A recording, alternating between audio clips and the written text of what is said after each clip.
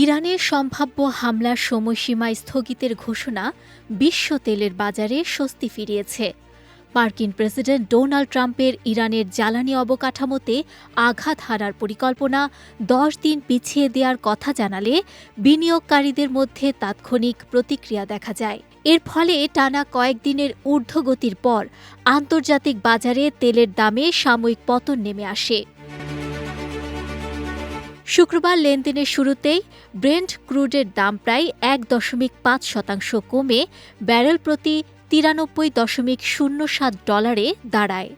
একই সময়ে West Texas intermediate বা WTI তেলের দাম 1.8% হ্রাস পেয়ে 106.12 ডলারে নেমে আসে।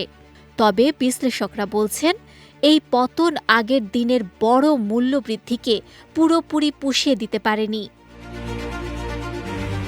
মূলত ইরানকে ঘিরে যুদ্ধের আশঙ্কা থেকেই তেলের বাজারে অস্থিরতা তৈরি হয়েছে।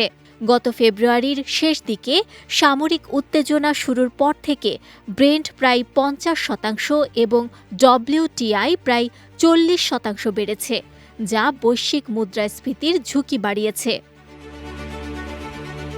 বিশ্লেষকদের মতে ট্রাম্পের এই সময় বাড়ানোর সিদ্ধান্ত কূটনৈতিক চাপ তৈরির কৌশল, বিশেষ করে গুরুত্বপূর্ণ হরমুজ প্রণালী খুলে দেয়া নিয়ে ইরানের উপর চাপ অব্যাহত রয়েছে।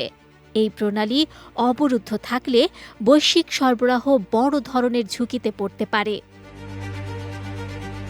এদিকে চীন ও ভারতের মতো বড় আমদানিকারক দেশগুলোর সম্ভাব্য সংকটের কথা মাথায় রেখে তেলের মজুদ বাড়ানোর চেষ্টা করছে। বিশেষজ্ঞরা সতর্ক করছেন, পরিস্থিতি স্বাভাবিক না হলে তেলের দাম আবারও $110 সীমা অতিক্রম করতে পারে। ফলে বাজারে বর্তমান স্থিতিশীলতা কতটা দীর্ঘস্থায়ী হবে তা এখনও অনিশ্চিত। বিজয় টিভি নিউজ ডেস্ক।